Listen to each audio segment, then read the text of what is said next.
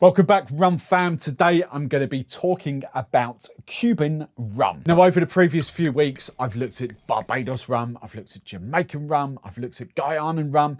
It's only right that we now move on to another of the big, huge global players when it comes to rum, and that is Cuba.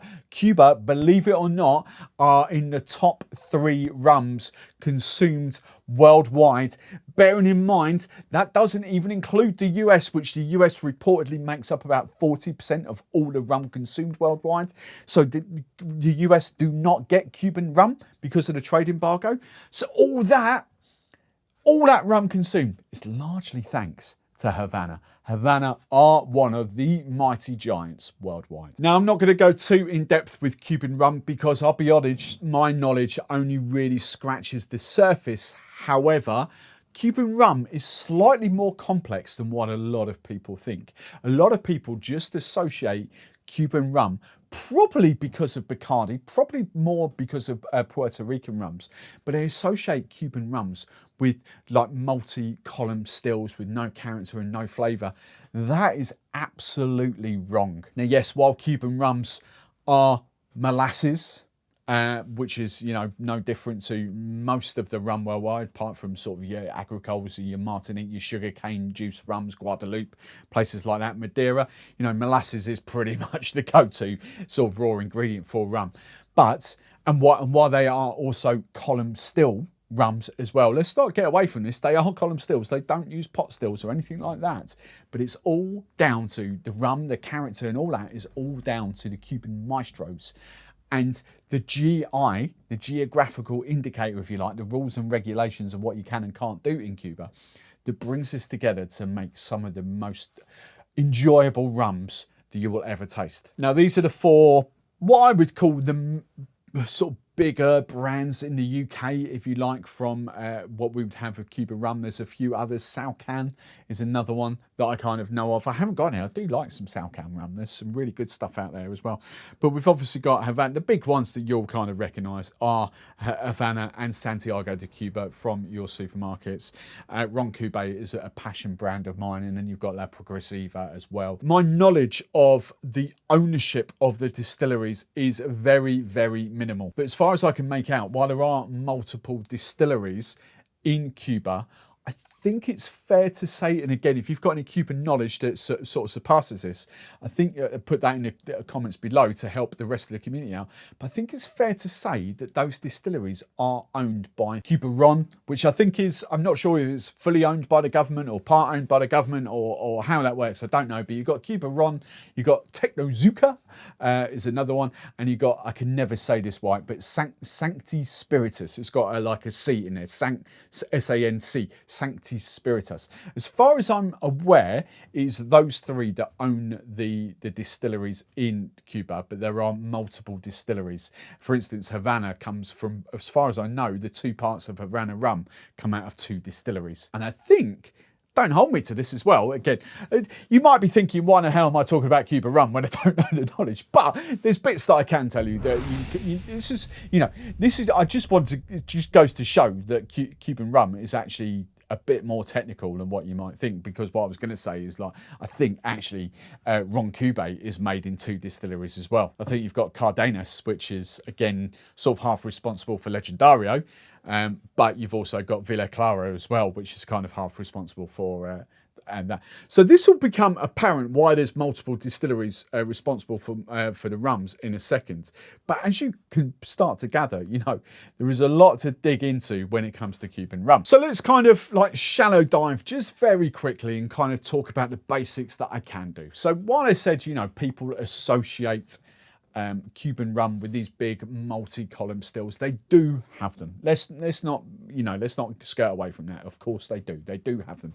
These big column stills, they're famous for producing rum 90% ABV off the still, no character, that sort of stuff. And that is true, but they will be mainly used to distill what we call destilado, and I'll explain this in a second. But they've got that.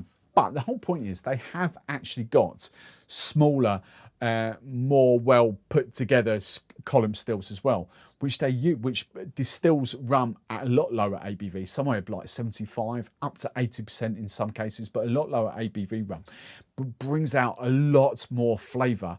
And that's the stills they use to distill the aguardiente. So the aguardiente, as I've just said, is the kind of lower ABV, but still, 75 upwards, it's still quite healthy, but it's not that sort of 90% flavourless kind of liquid. So the aguardiente is kind of distilled off that. Your destilado is kind of distilled off the lower quality rum, as they call it, is kind of distilled off the multi columns. But the whole point is that aguardiente has to be rested or aged, whatever you want to call it, for 2 years before it even gets blended with the destilado. So the rum, the aguardiente, is already 2 years old before it even starts its rum journey. And it's important to note that neither of those rums coming off the still are actually classed as rum. They are classed as aguardiente and destilado. They're not rum until after that 2 year before they then get blended. So the destilado gets blended with the aguardiente. And that's where like the Cuban maestros really kind of get their name, why they're so highly regarded, because it is all to do with that blending. The Cuban maestros are kind of like your master blenders, if you like, and they are tasked with sourcing, I've seen it called like the most neutral but old barrels, if you like. They don't want like the big bourbon notes to come off, or like ex whiskey cask. They don't want those big notes to come off into the rum. They just want lovely old rum barrels that will just kind of mature, or whiskey barrels that will just kind of mature the rum. But it's those maestros that then blend all those different rums together, the different destillados, the different aguardientes, to produce the final rum. And I think it's fair to say that I've never seen or heard of a Cuban rum being aged in virgin oak or American white oak. It is very much old, used barrels. That is what Cuban rum is all about. And just to touch on that very quickly, when we're talking about ages, the younger the barrels, the more sort of influence that barrel is going to have on the cask, whatever it's had in before. So if you've got a 3, 4, 5-year-old bourbon barrel, that's going to impart way more flavour than like a 15, 20-year-old ex-bourbon barrel, if you like, because the taste, the aromas, the flavours will have already come out of that barrel. So that barrel is just really there to mature the rum as opposed to impart flavour. So then just to recap, Cuban maestros, they get the aguardiente, they blend it after 2 years. So after the rum, the aguardiente and destilado have been sort of resting for 2 years. They kind of then take those rums, they blend them together to create the rum that they want. That is when the rum starts its journey. That is when it starts to become rum. Now, obviously the Carta Blanca, the white rums, will go straight to be sold. They might be then rested again for another 6 months or so, but they're not aged traditionally. Okay, so your Carta Blancas will be virtually new rum, but they will still be 2-year-old because they'll be rested. So they've already had those 2 years. Don't forget. So basically what I'm saying, trying not to complicate things here, it's not a 2-year-old rum. It's still called an unaged rum, but it can't legally be called rum until it is 2 years old. So at 2 years old, you can then blend the aguardiente with the destilado to create a rum that is 0 years old, if you get what I'm saying. Hopefully you understand that. So when the rum has started that journey, then it gets barreled maybe, then we might get a 7-year-old, we might get a 10-year-old, we might get a 5-year-old, it doesn't matter. The maestros kind of blend the rums, kind of age them for their length of time. But as I say, I want to emphasize that point. Even a 5-year-old will be 5 years in that barrel, but it will have already had a couple of years resting before it officially becomes rum. Jeez, I'm confusing myself now. Hopefully I've made that crystal clear for you. Hopefully you kind of understand that. Now, without going too far down the Cuban GI, the geographical indicator, the rules and regulations of what you can and can't do with Cuban rum, there's a couple of things I just want to touch on. I think like reading them and sort of understanding them a little bit, I think these are the big two that you would kind of, other than what I've discussed already, I think these are the big two that would kind of sort of, pique your interest a little bit. So it is a legal requirement. And I've seen this written twice. And I've kind of, because obviously the guidelines, the GI is in Spanish, it's really hard to interpret. But the two sort of translations that I've seen, one is a maximum 40% ABV. The other one is a maximum 41% ABV. Whichever way you look at it, basically the rum in Cuba once bottled, cannot legally be above 40 or 41% ABV. However, special dispensation can be granted in special circumstances to a rum up to 45% ABV.